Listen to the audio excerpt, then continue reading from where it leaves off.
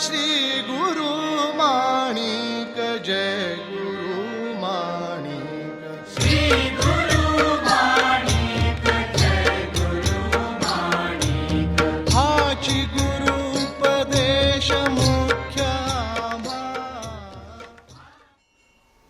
वंदे श्री प्रभु सद्गुरुम गुणनिधिम सद्भक्तकल्पद्रुमम् मंदानां शरणं शरण्यममलं नाथन्त्वनाथाश्रयम् यत्सत्तावशजेन स्थावरभवो देहस्सुचेष्टान्वितः सोऽयं वो विदधातु वाञ्छितफलं माणिक्यकल्पद्रुमः। ये जो आषाढ़ पूर्णिमा का पर्व है, इसका नाम गुरु पूर्णिमा है। आपको कोई कल्पना है कि आषाढ़ पूर्णिमा को गुरु पूर्णिमा क्यों कहते हैं? आषाढ़ पूर्णिमा को गुरु पूर्णिमा क्यों कहते हैं? कई साल में कितनी पूर्णिमा होती? तो 12 पूर्णिमा में से किसी भी पूर्णिमा को गुरु पूर्णिमा कर सकते थे। कार्तिक पूर्णिमा को कर सकते थे, माघ पूर्णिमा को कर सकते थे, चैत्र पूर्णिमा को कर सकते थे। आषाढ़ पूर्णिमा का क्या महत्व है? तो जब हम थोड़ा सा गंभीरता पूर्वक विचार करते हैं तो हम ये देखते हैं कि आषाढ़ पूर्णिमा का, आपने आषाढ़ मास की पूर्णिमा को चंद्र देखा है? रात में कभी ख्याल किया? वो क्या हो जाता है, रात में जब चांद देखने का टाइम आता है उस वक्त टीवी देखने का टाइम रहता है। तो हम लोग जो है अक्सर जो देखना चाहिए उसको भूल जाते, फिर टीवी देखते हुए बैठ जाते। आज थोड़ा सा टाइम निकालिए, रात में चंद्रमा का दर्शन कीजिए, चंद्रमा को देखिए, तब आपको पता लगेगा कि मैं जो बता रहा हूं, आषाढ़ मास में आकाश जो है वो बादलों से घिरा हुआ होता है। होता है कि नहीं? बादल होते, मेघ होते हैं, और उन मेघों को ये चंद्रमा प्रकाशित करता है। केवल आषाढ़ मास की पूर्णिमा को ऐसा होता है कि आकाश में बादल होते हैं और चंद्रमा भी होता है।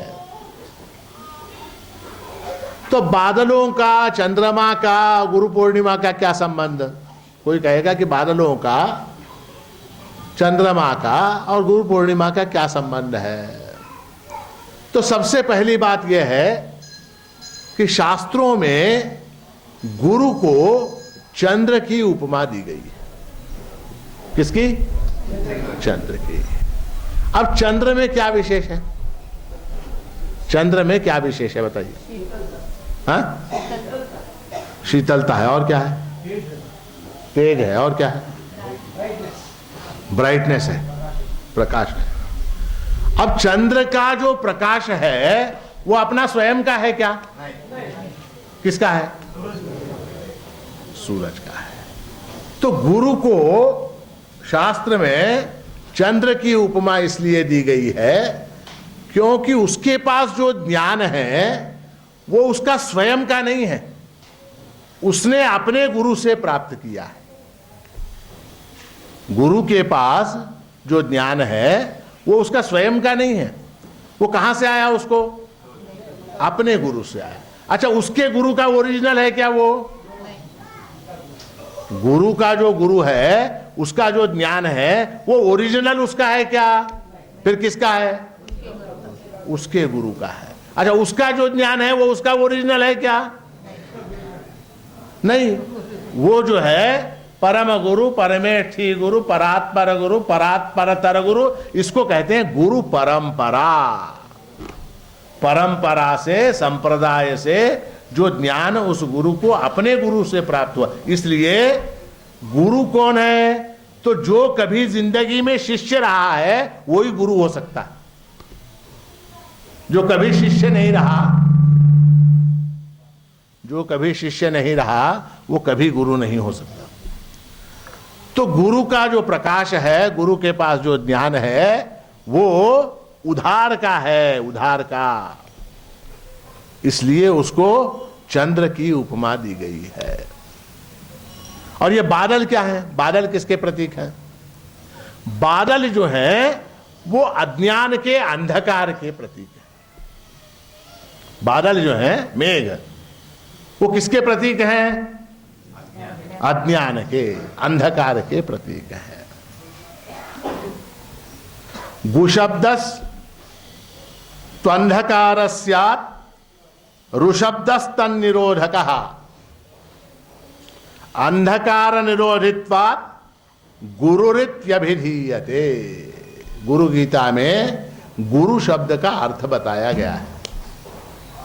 क्या? तो गुरु शब्द में 2 अक्षर हैं। कौन कौन से? गुरु, 2 अक्षर है। उसमें जो गु है पहला, उसका अर्थ है अंधकार। गु शब्द का अर्थ ही अंधकार है। और ऋषब्दस्तन निरोधकः, उस अंधकार का निरोध करने वाला कौन? तो प्रकाश। रुकारस तेज उच्यते। तो रु जो है वो तेज का प्रतीक है, प्रकाश का प्रतीक है। गु जो है वो अंधकार का प्रतीक है।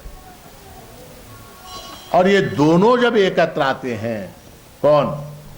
गु और रु, अंधकार और प्रकाश, ज्ञान और अज्ञान, जब ये दोनों एक साथ आ जाते हैं तब वो गुरु शब्द बन जाता है। गुरुरित्यभिधीयते, गुरु इति अभिधीयते, उसको गुरु कहते हैं।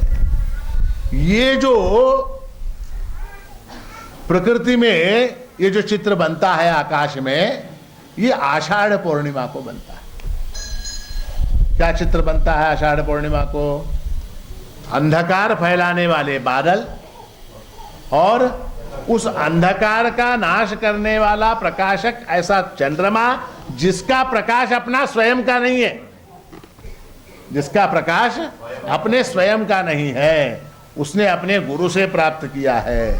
ऐसा चंद्रमा, ऐसे बादल जब आकाश में एक साथ आते हैं तो उसको आषाढ़ पूर्णिमा को वो योग बनता है। इसलिए आषाढ़ पूर्णिमा के दिन हम लोग गुरु पूर्णिमा, समझ में आई बात है?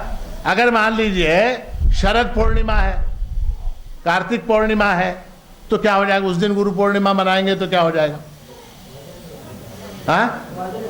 हाँ, बादल नहीं है, अंधकार नहीं है, वहां केवल तेज ही तेज है। कोजागिरी पूर्णिमा के दिन वहां केवल तेज है, निरभ्र आकाश है, उसमें चंद्रमा है, वो किसी काम का नहीं है। हमको बादल भी चाहिए और चंद्रमा भी चाहिए, ज्ञान भी चाहिए, ज्ञान भी चाहिए, तब गुरु शब्द बनता है। मान लीजिए सब लोग ज्ञानी हैं, यहां जितने बैठे हैं सब लोग ज्ञानी हैं, तो कोई गुरु की आवश्यकता है क्या? सब लोग अगर ज्ञानी हो गए तो गुरु की आवश्यकता नहीं है। जगत में देखिए, मनुष्य ही एक ऐसा प्राणी है, मनुष्य ही एक ऐसा प्राणी है कि जो संबंध बनाता है, संबंध बनाता है ना। भाई भाई का संबंध है, भाई बहन का संबंध है, पति पत्नी का संबंध है, माता पुत्र का संबंध है, पिता पुत्र का संबंध है, गुरु शिष्य का संबंध है। ये सारे संबंध केवल मनुष्य प्राणी बनाता है। आपने कभी सुना घोड़े का? हाँ, ये घोड़े का भाई है, ये कुत्ते की बहन है, ऐसा कहीं सुना क्या आपने? हाँ, ये बैल और ये बछड़ा दोनों माँ क्या बाप बेटे हैं, ऐसा कहीं है? संबंध है?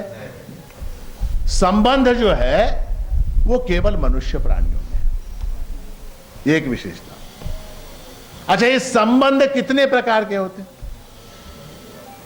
संबंध जो है वो कितने प्रकार के संबंध है?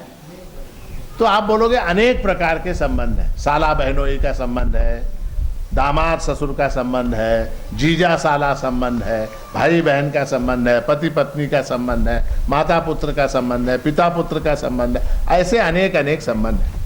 हमारे वेदांत शास्त्र में कहा गया है कि संबंध केवल 3 प्रकार के हैं।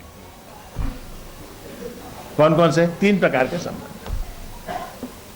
कौन से 3 संबंध है? वेदांत शास्त्र कहता है पहला संबंध जो सर्वोत्तम संबंध है वो एक ज्ञानी और दूसरे ज्ञानी के बीच का जो संबंध है वो सर्वोत्तम संबंध है। एक ज्ञानी का दूसरे ज्ञानी के साथ संबंध है,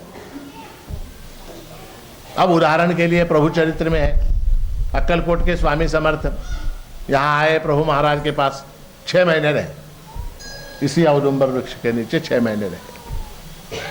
प्रभु महाराज से उनका क्या संबंध था? क्या संबंध था? भाई भाई थे, गुरु शिष्य थे, साले बहनों थे, जीजा साले थे, दामाद ससुर थे, क्या थे? ज्ञानी और ज्ञानी का संबंध। ज्ञानी और ज्ञानी के संबंध में ऐसा है कि वहां परस्पर एक दूसरे से कोई अपेक्षा नहीं, क्योंकि ये भी पूर्ण वो भी पूर्ण।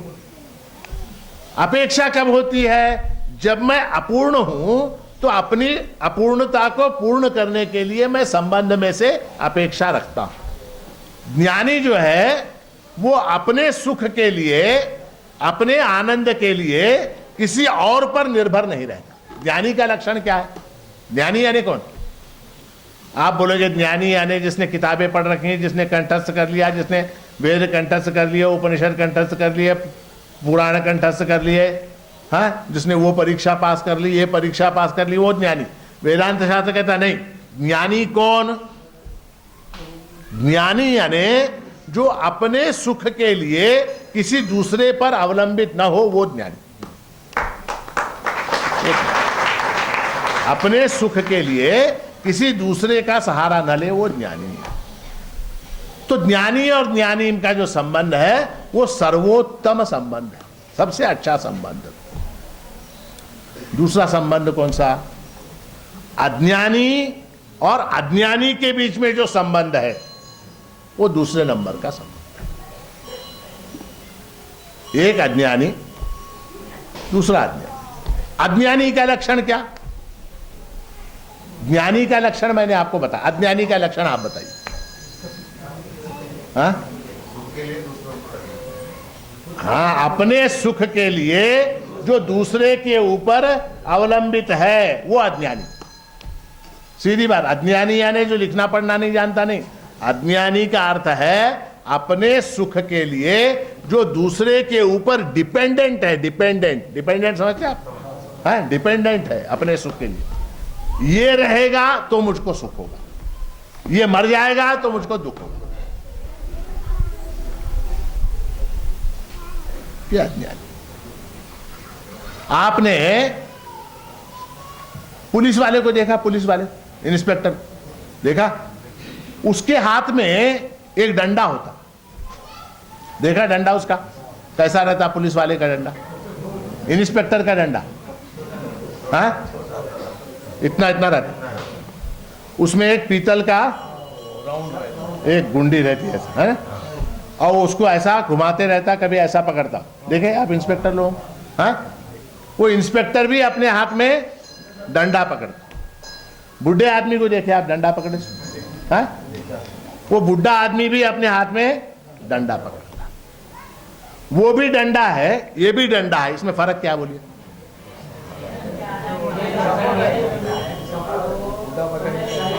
हाँ, बुढ़ा हैंडल, ऐसा हैंडल पकड़। हाँ हाँ, तो पुलिस वाला ऐसा खेलते रहता उसके साथ। हाँ हाँ, तो फर्क क्या उसमें? पुलिस वाले के डंडे में और बुड्ढे के डंडे में फर्क क्या? बुड्ढा जो है वो डंडे के ऊपर डिपेंडेंट है, उसने उसका सहारा ले रखा है। डंडा अगर हट गया, डंडा अगर टूट गया, डंडा अगर गिर गया तो बुड्ढा भी। पुलिस वाले का डंडा अगर गिर गया तो उसके साथ वो खेलता रहता। क्यों? वो उसके ऊपर डिपेंडेंट नहीं है। समझ में आई बात?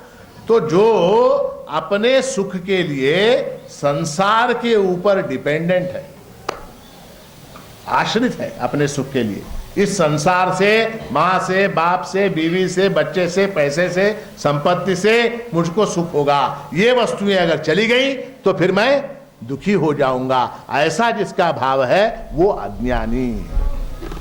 ये वस्तुएं रहे तो भी मुझे खुशी है, ये वस्तुएं न रहे तो भी मुझे खुशी है, ऐसा जो मानता है वो ज्ञानी है। समझ में आई बात? ज्ञानी और ज्ञानी के बीच जो परस्पर संबंध है वो बेस्ट, सर्वोत्तम।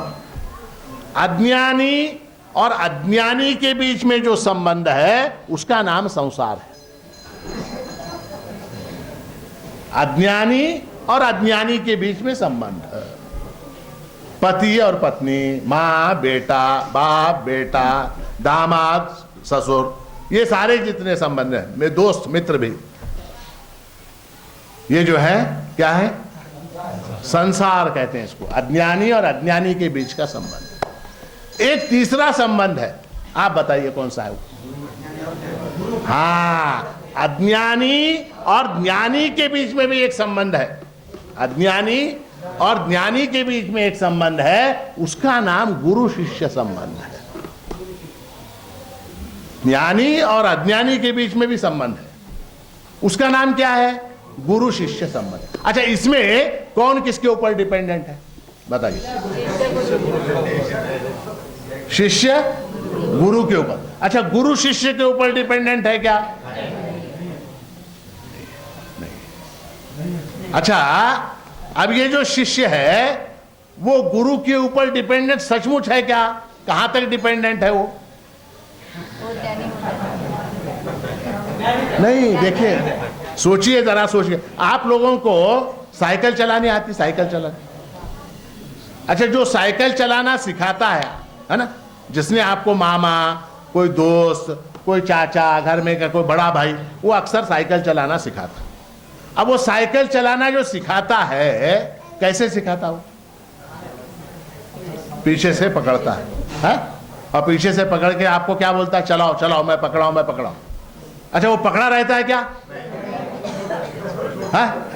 तो आप जो साइकिल चलाने वाले हैं, वो जो सिखाने वाला है उसके ऊपर डिपेंडेंट है, ऐसा आपको लगता रहता? मैं उसके ऊपर आश्रित हूं, उसने मुझे पकड़ा है इसलिए मैं चल रहा हूं, उसने मुझे पकड़ा है इसलिए मैं चल रहा हूं, ऐसा लगता है क्या? नहीं। वो पकड़ता है क्या?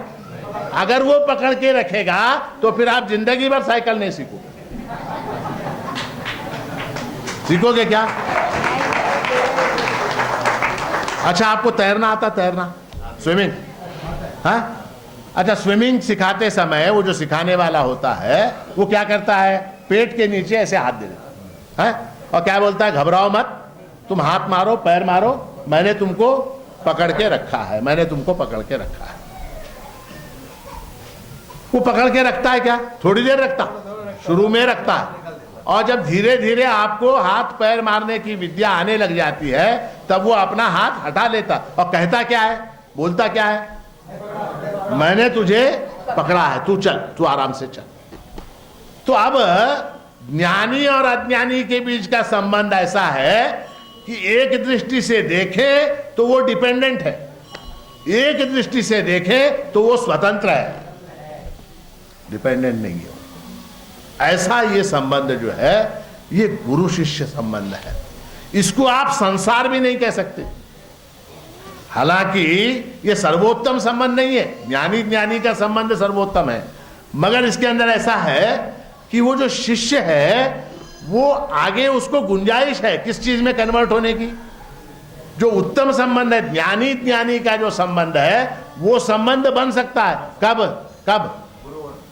उसके अंदर वो आत्म तत्व की जागृति अगर हो गई, गुरु के उपदेश से उसके अंदर आत्म तत्व अगर जागृत हो गया, दीपो दीपांतरम यथा, जिस तरह से दो दिए हैं मान लीजिए, एक दिया है, उस दिए से आपने दूसरा दिया जला दिया। अब वो दूसरा जो दिया जला दिया तो वो उसमें से ओरिजिनल कौन सा आप बता सकते हैं क्या? फिर वो क्या हो जाता है? ज्ञानी अज्ञानी का संबंध कुछ काल तक रहता है, कुछ काल तक रहता है, और अंततः वो फिर परिवर्तित किसमें हो जाता है? ज्ञानी और ज्ञानी के संबंध में परिवर्तित होता है। खास बात है, विशेष बात है ये। तो ये ऐसा गुरु शिष्य संबंध है। तीसरी बात कि केवल मनुष्य ही ऐसा प्राणी है जिसको गुरु की आवश्यकता है? गधे का गुरु देखा आपने? गधे हैं, इन गधों का गुरु, गधों का गुरु गधा ही होगा। कुत्तों का गुरु, अच्छा कुत्ते का बच्चा पैदा हुआ, उसको कैसे काटते हैं ये सिखाने के लिए कोई गुरु रहता है क्या? सांप का बच्चा है, बिच्छू का बच्चा है,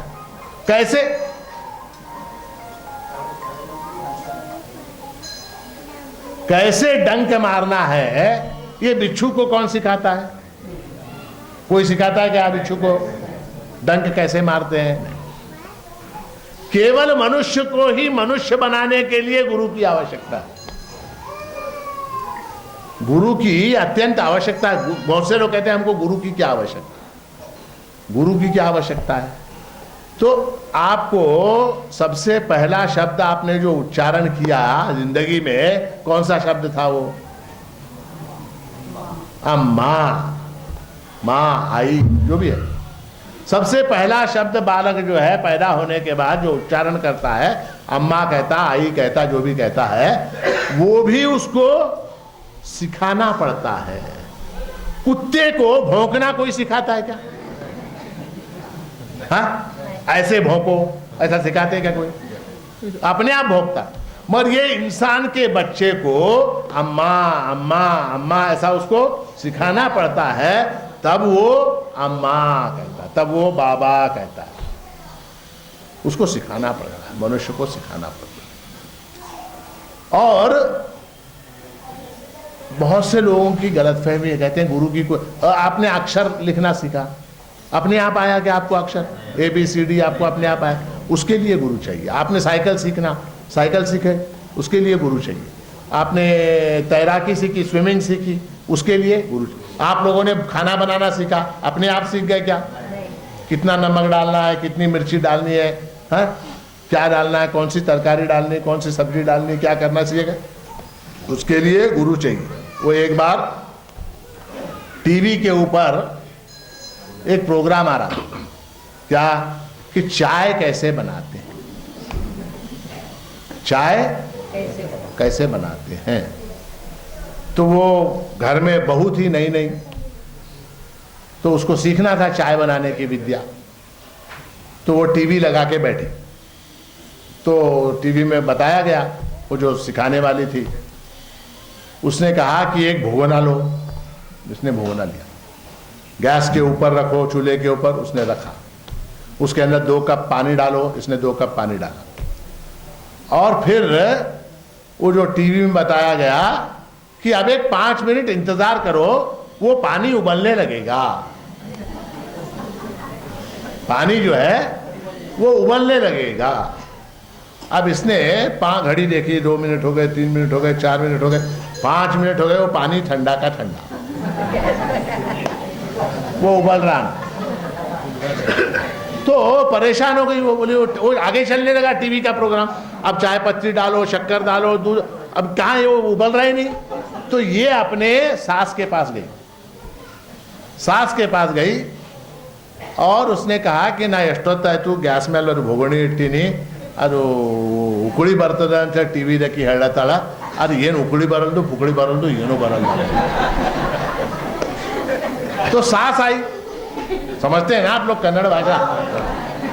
तो वो सास आई, सास ने आके देखा तो इसने वो गैस के चूल्हे के ऊपर बर्तन रखा था, 2 कप पानी डाला था, और टीवी में जैसा बताया गया था वैसा ही किया था, मगर वो गैस नीचे से लाइटर से जो जलाना है वो इसने जलाया नहीं।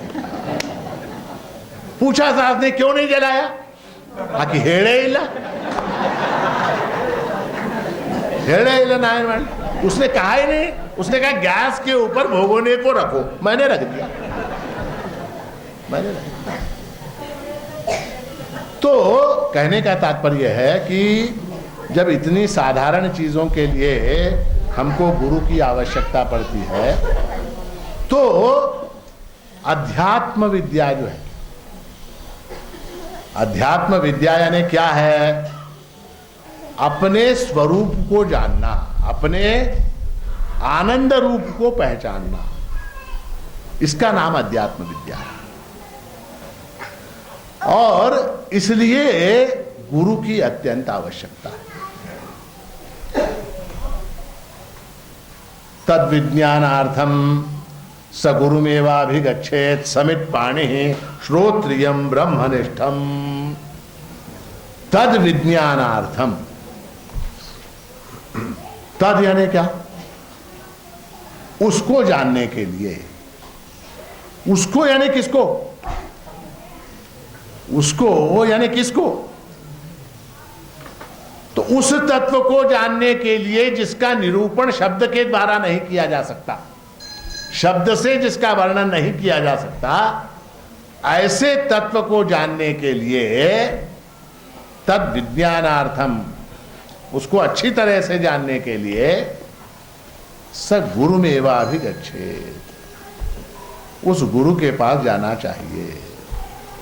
समित पाणी, किस विधि से जाना चाहिए, कैसे जाना चाहिए? तो हाथों में समिधा लेकर अत्यंत विनम्र भाव से जाना चाहिए। कैसे गुरु के पास जाना चाहिए? श्रोत्रियम ब्रह्मनिष्ठम, गुरु का लक्षण श्रुति ने बताया है कि वो श्रोत्रिय होना चाहिए और वो ब्रह्मनिष्ठ होना चाहिए। अब ये दो शब्द जो हैं ये बड़े महत्व के हैं कि श्रोत्रिय यानी क्या और ब्रह्मनिष्ठ यानी क्या। श्रोत्रिय शब्द का जो अर्थ वहां उस श्रुति में है वो यह है कि जिसने श्रुति के तात्पर्य को जान लिया है। श्रोत्रिय शब्द का अर्थ है श्रुति के, श्रुति यानी वेद के तात्पर्य को जिसने जान लिया है और जो जाना हुआ है उसका व्याख्यान करने का सामर्थ्य उसके अंदर है। जो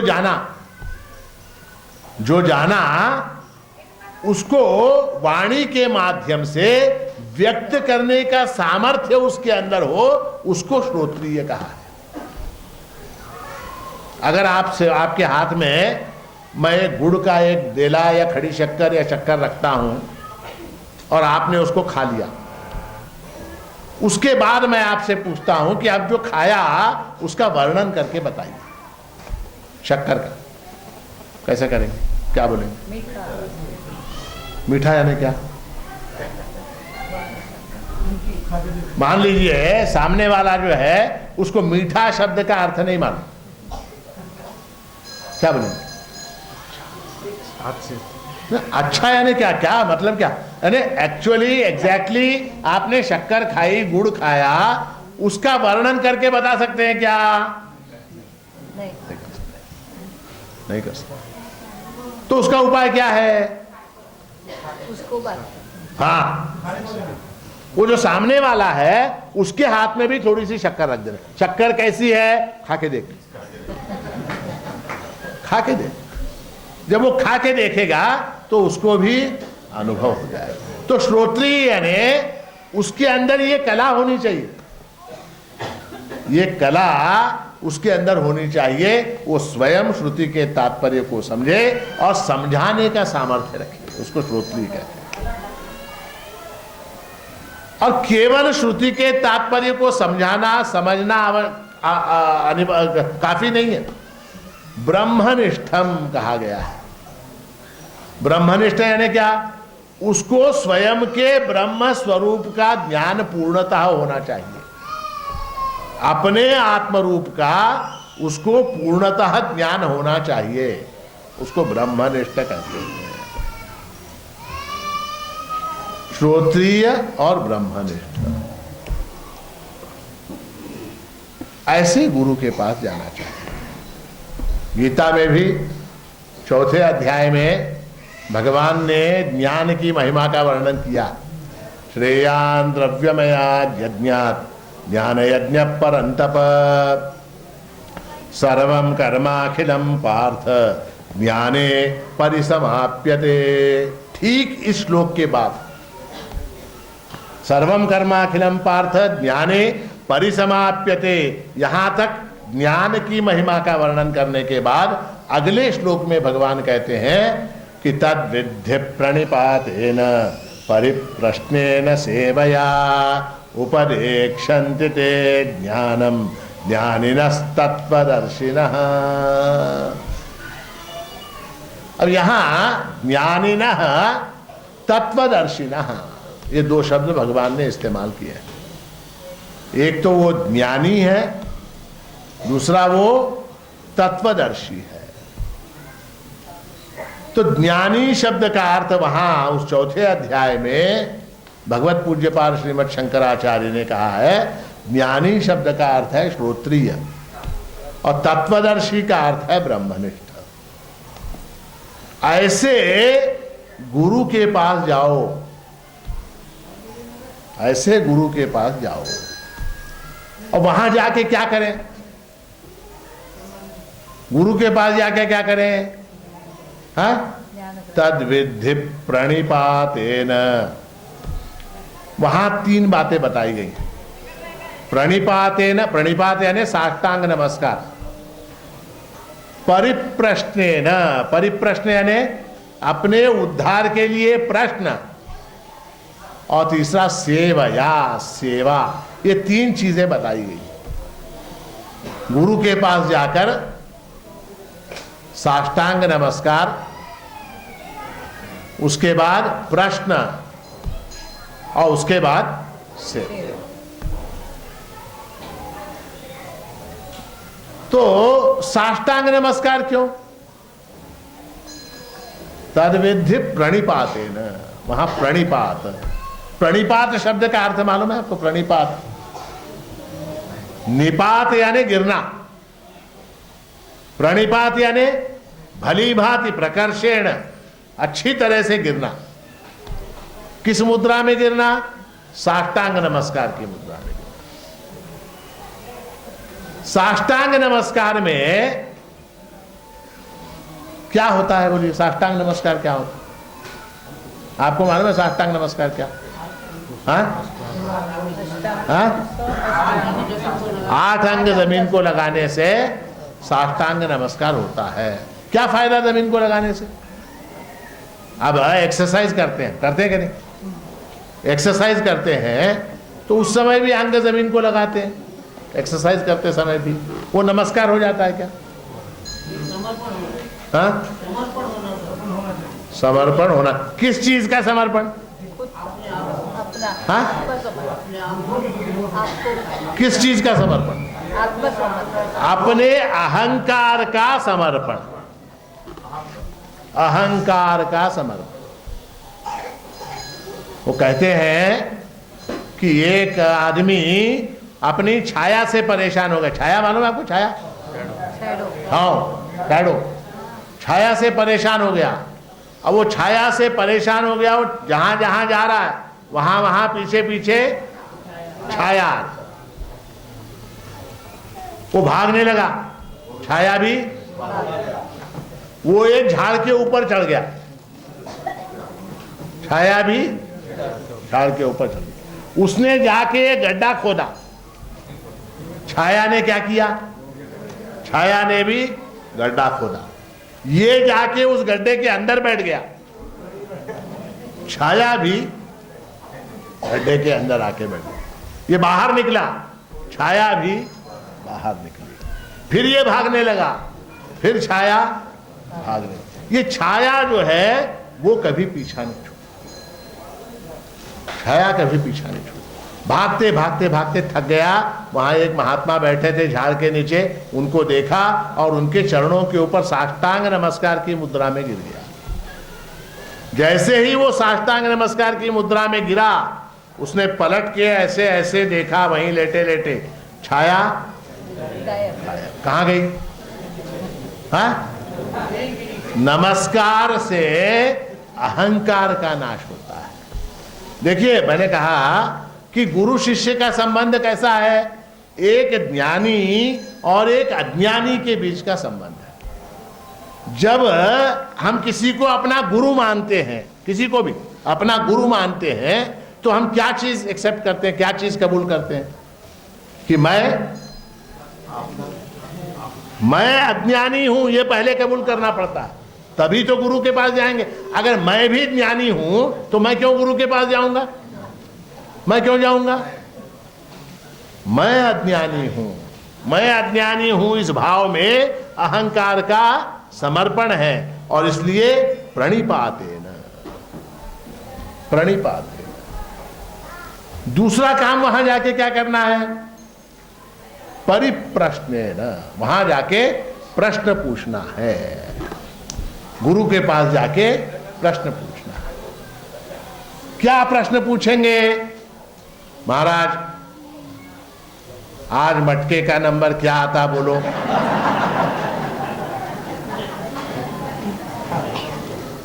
परिप्रश्नेन, या दुकान में जो है मैं इतना धंधे में पैसे लगाया हूं, इतना ब्लैक है, इतना वाइट है, और इसको डबल करने का है, डबल को ट्रिपल करने का है, 1 2 का 4, 4 2 का 1, ये करने का है, तो मैं कैसे करूं? जिसकी शादी हो गई है उसकी बीवी से नहीं जम रहा, मैं डाइवोर्स लेने का है, कब लूं? एक की शादी नहीं हो गई, मैं शादी कब करूं? परिप्रश्नेन। अक्सर लोग जो हैं वो ऐसे ही प्रश्न लेके गुरु के पास जाते हैं। अब बताइए, यहां पर हजारों लोग आते हैं प्रभु महाराज के पास, हजारों लोग रोज आते हैं। कितने लोग प्रभु से प्रार्थना करते हैं, प्रभु मेरा अज्ञान दूर करो, मेरे स्वरूप का साक्षात्कार मुझको कराओ? कितने लोग आपने से कभी किया आपने प्रार्थना, मेरे स्वरूप का मुझको साक्षात्कार कराओ? ऐसी प्रार्थना की, मेरी शादी कराओ, मेरे को बेटा चाहिए, मुझे बेटी चाहिए, हाँ पैसा चाहिए, प्रॉपर्टी चाहिए। अंततः आप सुख की बजाय दुख ही मांग रहे हैं। प्रभु के पास आके, प्रभु आनंद स्वरूप है, उसके पास आके क्या मांग रहे हैं? परिप्रश्नेन, क्या प्रश्न कर रहे हैं, क्या मांग रहे हैं आप? अंततः फिर दुख ही मांग रहे हैं। हाँ? वो ऐसा है कि एक आदमी भाग रहा था, बहुत जोर से भाग रहा था, उधर से एक और आदमी भागते हुए आ रहा था, वो भी बहुत जोर से भाग रहा था, दोनों में टक्कर हो गई, रास्ते में टक्कर हो गई, दोनों में टक्कर हो गई। बोले कहां जा रहा है इतनी गड़बड़ में? उसने कहा कि मैं शादी करने जा रहा हूं, मैं शादी करने जा रहा हूं। उधर से वो भागता, तू क्यों इतनी गड़बड़ में? बोला मैं डाइवोर्स दे के आ रहा हूं, मैं डाइवोर्स दे के आ रहा हूं। और एक्चुअली क्या था, इसने जिसको डाइवोर्स दिया था उससे उसने शादी की। इसका नाम संसार है, इसका नाम संसार है। और ये संसार और इस संसार की सारी वस्तुएं अंततः दुख देने वाली हैं। पैसा दुख देने वाला है, पुत्र दुख देने वाला है, स्त्री स्त्री तो बहुत ज्यादा दुख देने वाली है, माँ दुख देने वाली है, बाप दुख देने वाला है, घर दुख देने वाला है। ये सारी चीजें दुखदायी है। फिर हमको इनसे सुख होता है कि नहीं? अब बताइए, आपको ईमानदारी से बताइए, आपके पैसे से, आपके घर से, आपकी पत्नी से, आपके पुत्र से दुख होता है कि सुख होता है?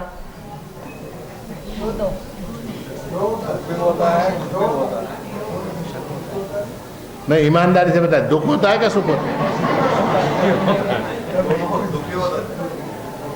नहीं, मेरे सामने दुख होता बोल के फिर घर को जाकर, ऐसा नहीं, ईमानदारी से बोल, दुख होता है क्या सुख होता है? हाँ, करेक्ट। वो वस्तु जब तक मेरे अनुकूल है तब तक सुख है। एक बार वो वस्तु प्रतिकूल हो गई तो फिर वही वस्तु दुख देने लग जाती है। अब ये जो सुख है, जो अब तक अनुकूल थी, बीवी थी, अब तक हमारे साथ अच्छा थी, रोज अच्छा बना के खिलाती थी, कल से झगड़ा हो गया, कल तक अच्छी थी ना, कल तक सुख था ना। तो ये जो सुख हुआ कल तक, धन से, पुत्र से, संपत्ति से, इन वस्तुओं से जो सुख हुआ, वो कैसे हुआ, आज क्यों नहीं हो रहा? तो हमारे वेदांत शास्त्र में उसका अत्यंत समर्पक उत्तर दिया गया है। सुख जो है वो उस वस्तु में है ही नहीं, और वहां से वो प्राप्त होता ही नहीं। सुख जो है वो उस वस्तु के अंदर है ही नहीं और वहां से वो प्राप्त होता नहीं है। फिर भी मुझको ऐसा लगता है कि संपत्ति से, स्त्री से, पुत्र से, पति से मुझको सुख मिला, ऐसा जो लगता है वो भ्रम है। उसके लिए दृष्टांत दिया गया है कि ये कुत्ता था। क्या था? हा? क्या था? कुत्ता, डॉग, कुत्ता था। अब उस कुत्ते को कहीं पर एक हड्डी का टुकड़ा मिल गया, हड्डी का टुकड़ा मिल गया, सूखा हुआ हड्डी का टुकड़ा। कुत्ते ने उस हड्डी के टुकड़े को संभाल के रखा और उसको वो चूसता था। वो हड्डी का टुकड़ा पुराना पता नहीं कैसा था, उसकी वजह से वो कुत्ते के मुंह में जख्म हो जाता था चूसने से, और उसको रक्त की रुचि, रक्त का टेस्ट उसको आने लगता था उस हड्डी के टुकड़े को चूसने से।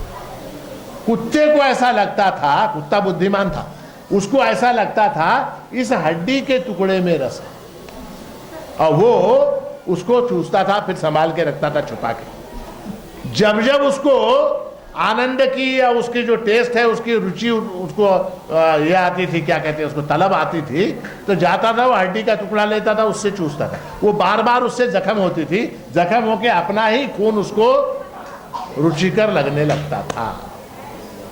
उसी तरह से आनंद जो है, सुख जो है, वो हमारा अपना स्वभाव है।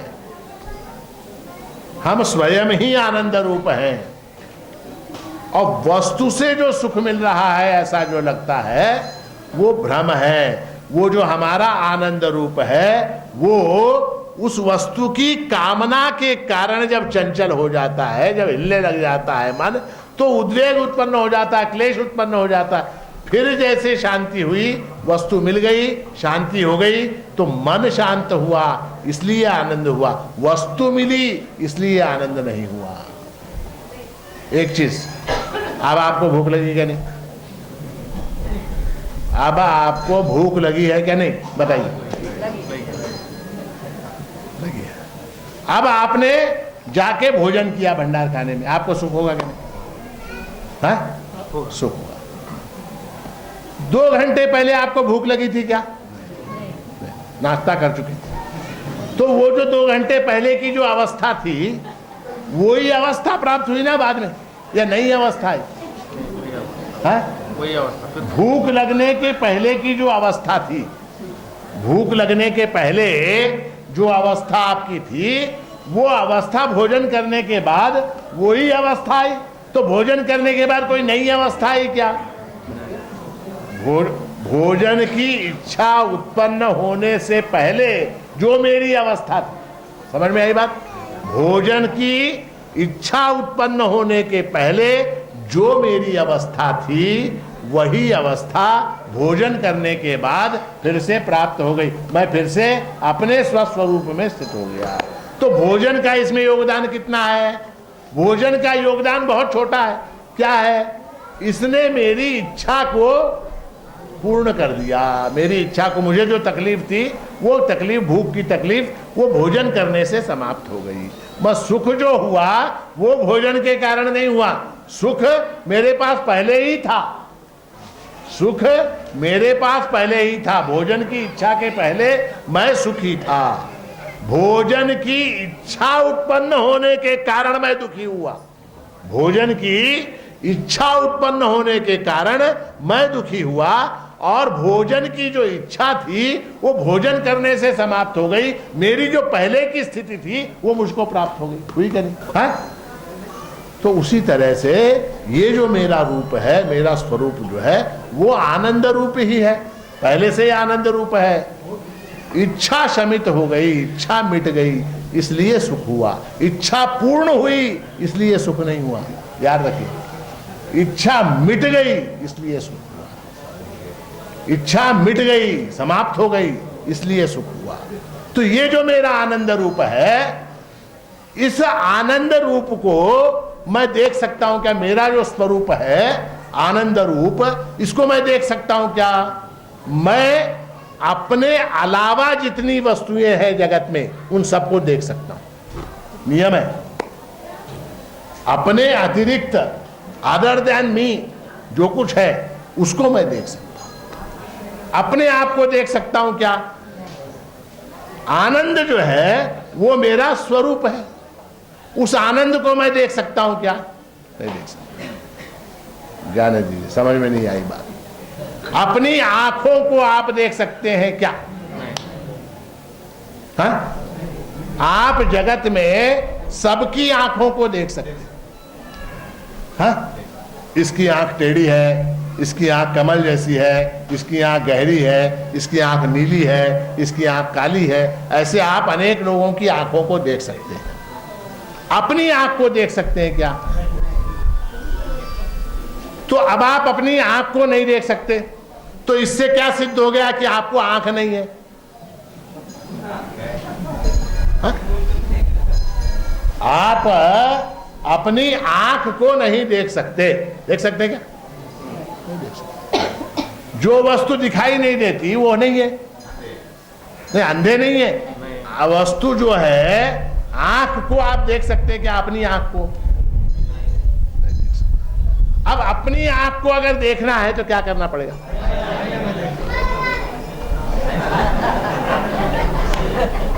शीशा है ना?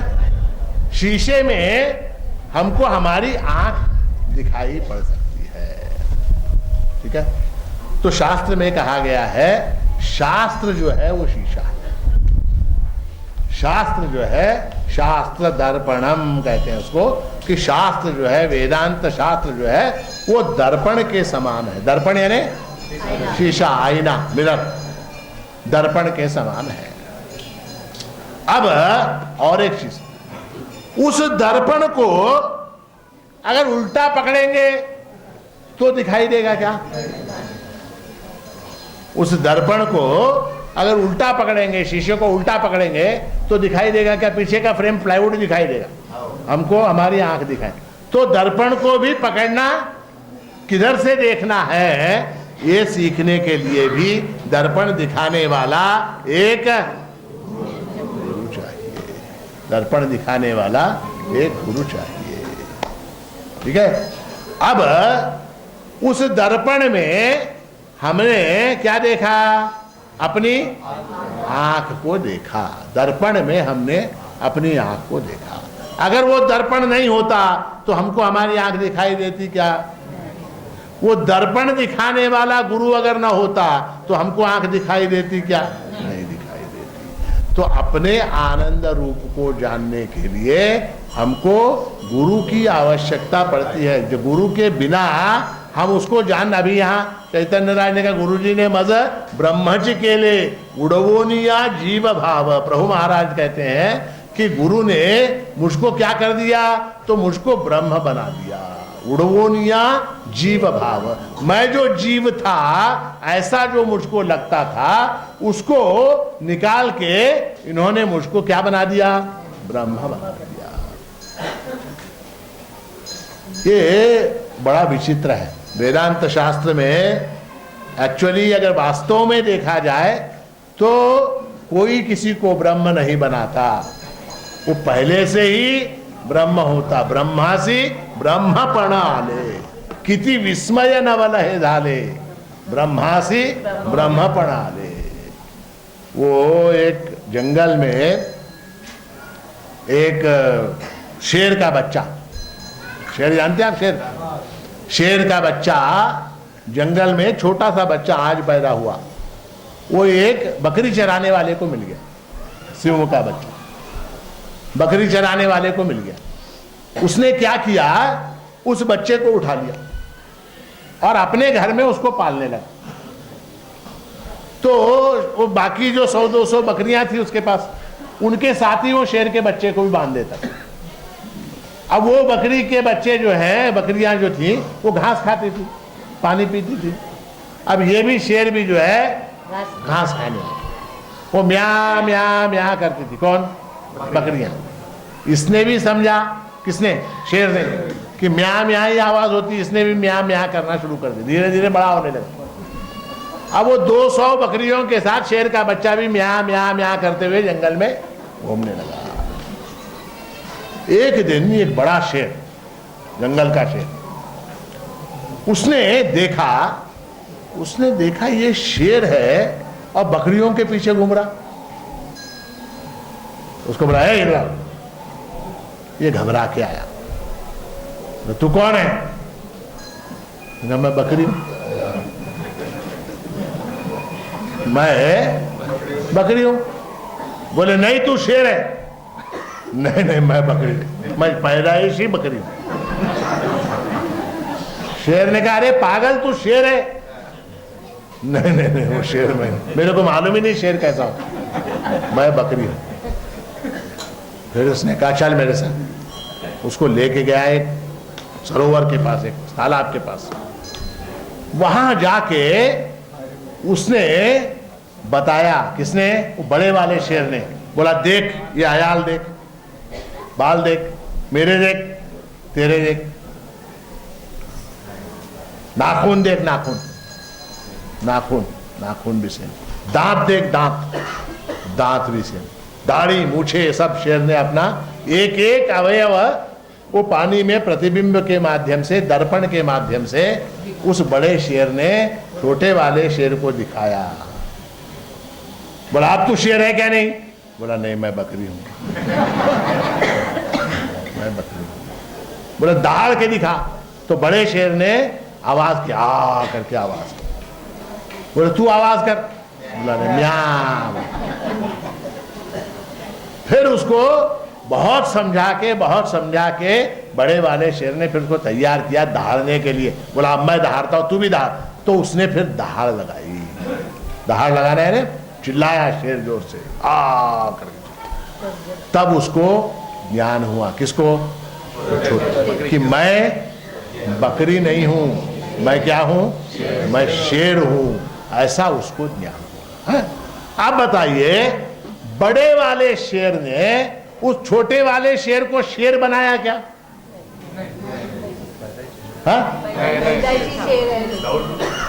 हाँ, उसका वो पहले से ही शेर है, उसको शेर बनाने की आवश्यकता नहीं है। प्रभु महाराज कहते हैं, गुरुजी ने मज ब्रह्मच केले, कैसे? उड़वोनिया जीव भाव, मैं जीव हूं ऐसा जो मेरे मन में एक भ्रम बैठा हुआ है, मैं कमजोर हूं, मैं जीव हूं, मैं अज्ञानी हूं, ऐसा एक मेरे अंदर जो भाव बैठा हुआ है, इस भाव को उड़ाकर यानी निकाल कर, डाउट को, संशय को निकाल कर उसको, उसका जो वास्तविक स्वरूप, उसका अपना जो है पहले से, वो स्वरूप उसको प्राप्त करवाना, ये गुरु का काम है। प्रभु महाराज कहते थे, प्रभु चरित्र में है कि प्रभु महाराज का वाक्य है कि आमचं काम सिकलगाराचं काम। सिकलगार यानी क्या? सिकलगार यानी तलवार होती क्या? नहीं, तलवार। वो तलवार के ऊपर जो जंग जमा होती है, जंग आपने देखा, तलवार लोहे की होती, उसको अगर इस्तेमाल नहीं करो आप, उसको ऐसे ही रख दो म्यान में, तो थोड़े दिनों बाद उसके ऊपर जंग आ जाती है। उसको लोग क्या करते हैं, दशहरे के दिन नींबू लगा के और नमक लगा के और इमली लगा के उसको साफ करते हैं, उसको साफ करते हैं। तो जो साफ करने वाला जो होता, पुराने जमाने में कढ़ाई करने वाले लोग, पॉलिश करने वाले लोग, ऐसे लोग होते, वो सिकलगार लोग होते थे जो तलवार को साफ करते थे। हाँ? तो जिसने साफ किया तलवार को, उसने उसको तलवार बनाया क्या? नया बनाया क्या? नया कुछ नहीं बनाया। जो उसके ऊपर अज्ञान का जो आवरण है उसको मिटा दिया, उसको मिटा दिया। उसको मिटाने से फिर वो तलवार जो है अपने मूल रूप में आएगी। तो गुरु का काम इतना है, क्या है? अज्ञान को मिटाना, ये गुरु का काम है। अज्ञान ग्रासकम नाम गुरोरत्न प्रकाशितम, ये काम है। और ऐसे गुरु को गुरु गीता में उसका वर्णन है। गुरुर्ब्रह्मा गुरुर्विष्णु गुरुर्देवो महेश्वरः गुरु साक्षात् परब्रह्म तस्मै श्री गुरवे नमः। अब यहाँ ये अत्यंत प्रसिद्ध है श्लोक, छोटे छोटे बच्चों को भी हम ये सिखाते हैं कि गुरु जो है वो ब्रह्मा है, गुरु जो है वो विष्णु है, गुरु जो है वो महेश है, गुरु साक्षात परब्रह्म है। ऐसा हम अपने बच्चों को सिखाते हैं। अब क्या हो जाता है कि आजकल की नई पीढ़ी के जो बच्चे हैं, पुराने जमाने, हमारे जमाने में हमने किसी ने अपने माँ बाप से प्रश्न नहीं पूछा था, जो सिखाया वो हमने कंठस्थ कर दिया। अब आजकल की पीढ़ी के जो बच्चे हैं वो पूछते हैं ब्रह्मा जो है वो 4 मुख वाला होता, ब्रह्मा, और उसके अंदर सामर्थ्य क्या है? ब्रह्मा के अंदर ब्रह्मा की शक्ति क्या है? निर्माण करना, सृष्टि को निर्माण करने की शक्ति है। तो बच्चे पूछते हैं बाबा ये आपका जो गुरु है ये सृष्टि को निर्माण कर सकता है क्या? ये स्वयं सृष्टि का एक हिस्सा है। ये गुरु जो है ये स्वयं बेचारा सृष्टि का एक हिस्सा है। वो क्या सृष्टि को निर्माण करेगा?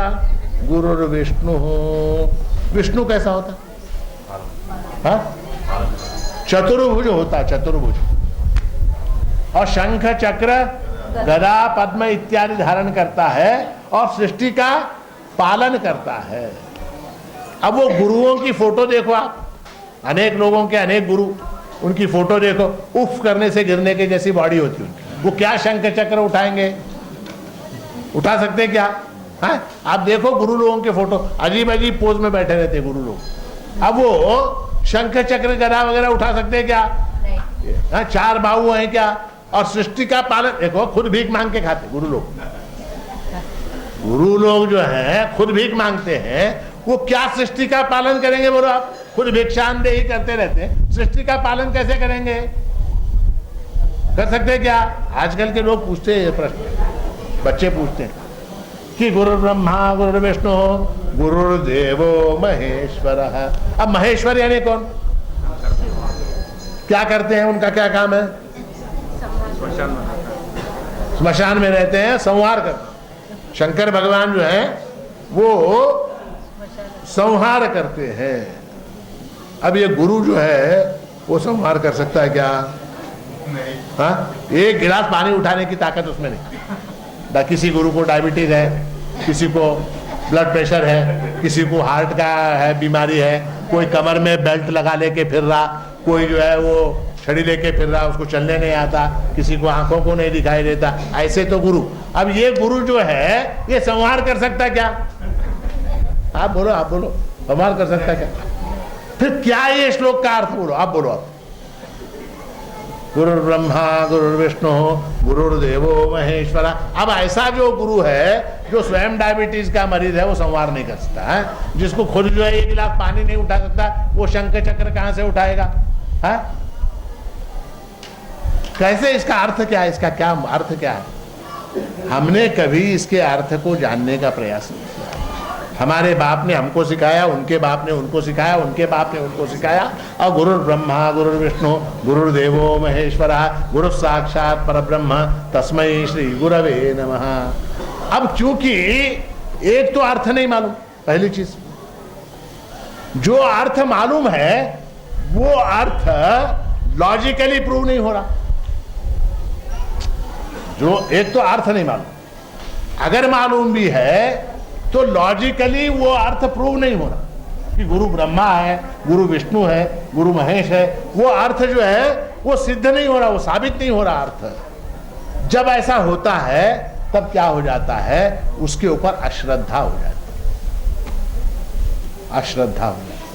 अगर मैं आपसे कहूं कि ये चीज जो है, ये स्टैंड जो है ये सोने का है, किससे है?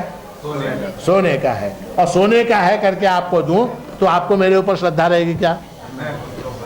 है?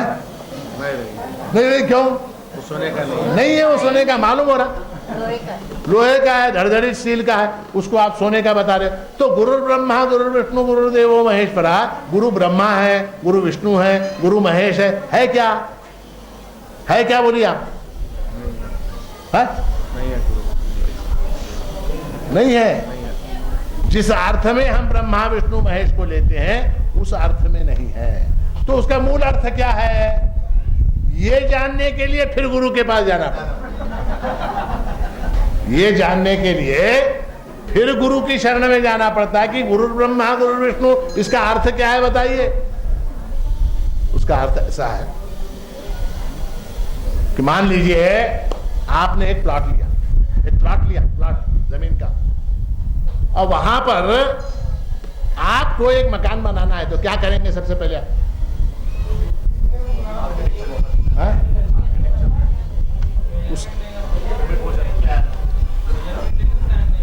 वो ठीक है, सबसे पहला काम क्या करेंगे? उसके पहले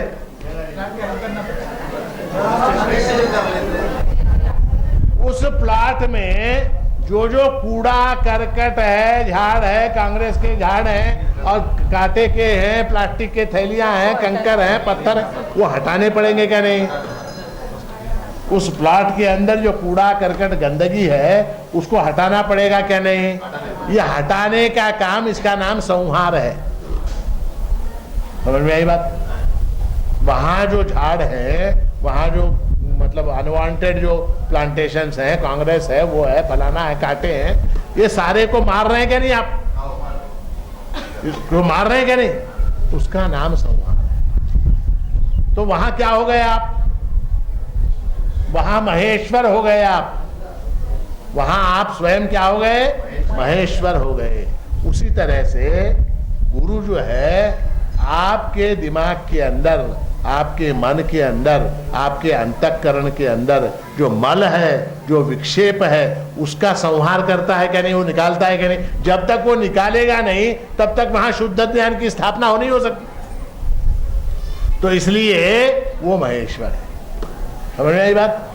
वो अज्ञान का नाश करता है। तुम्हारे अंतःकरण में, तुम्हारी बुद्धि में जो अज्ञान है उसका नाश करता है, इसलिए वो महेश्वर है।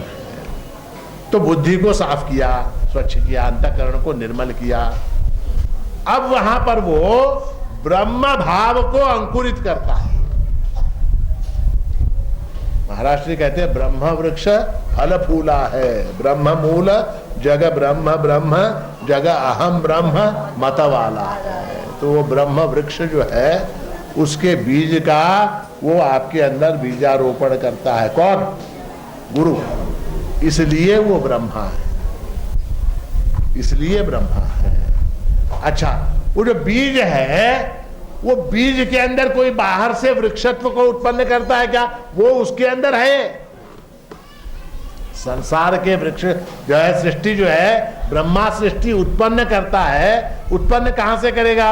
मान लीजिए ये एक सृष्टि है, इस सृष्टि में कुछ वृक्ष है ना?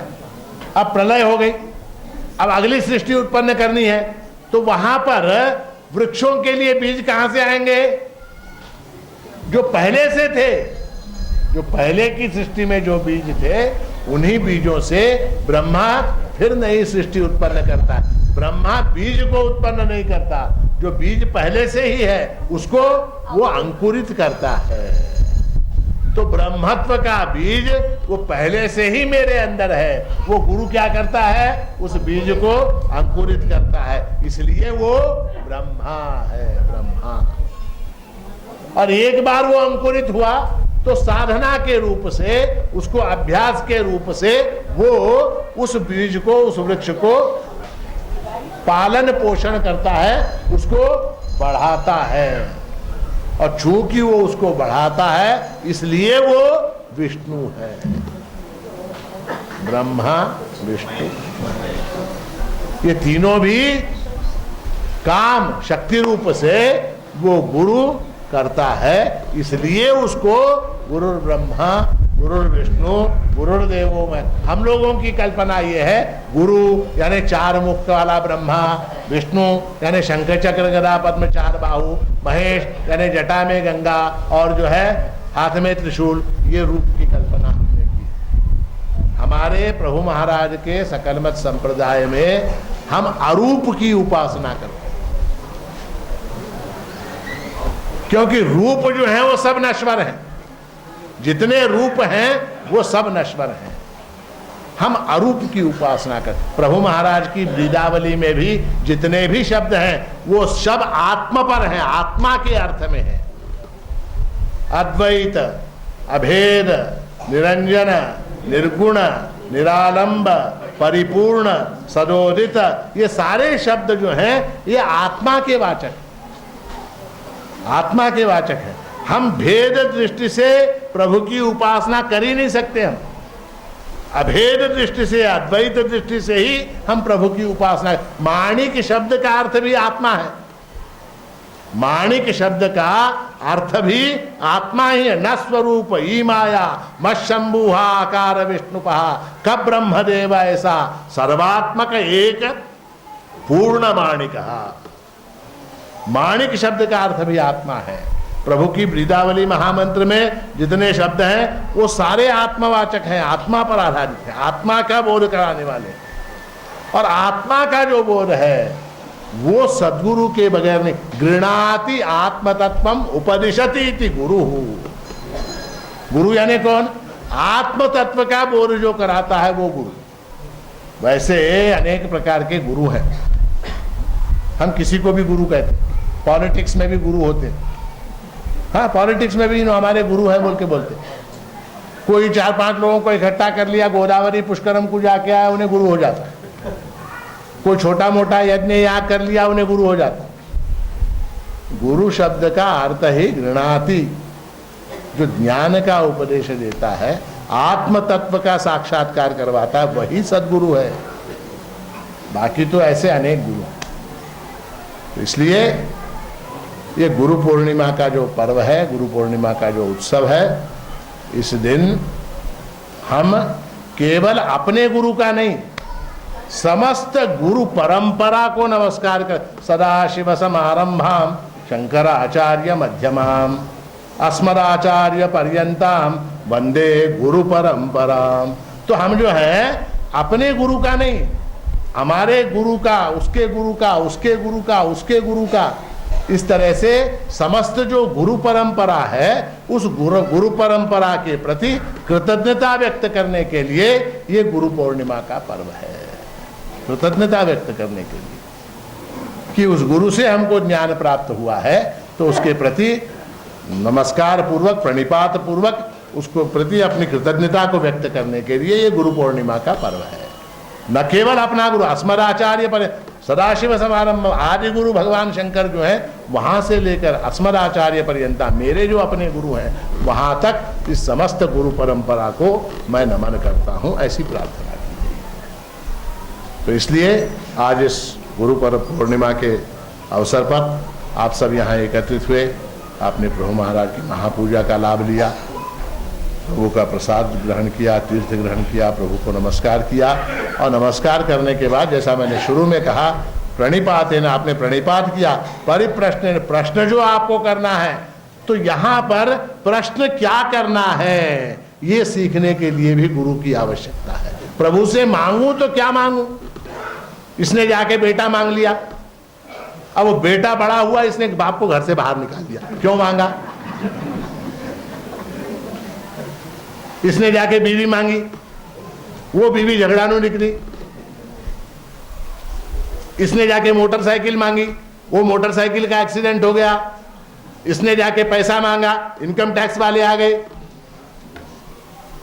तो क्या मांगना, कितना मांगना, कब मांगना, कैसे मांगना, ये भी जानने के लिए गुरु की आवश्यकता होती है। इसलिए इस गुरु पूर्णिमा के दिन मैं प्रभु महाराज के चरणों में प्रार्थना करता हूं कि आप सबको योग्य गुरु मिले, योग्य गुरु मिले। अच्छा गुरु मिलना भी नसीब की बात है, तो योग्य गुरु आपको मिले, उस गुरु के मार्गदर्शन में आपका उद्धार हो, प्रभु स्वरूप का, आत्मरूप का साक्षात्कार आपको हो, आपका सबका कल्याण हो, आपका सबका मंगल हो, ऐसा शुभ आशीर्वाद देते हुए आज के इस गुरु पूर्णिमा के प्रवचन को यहाँ समाप्त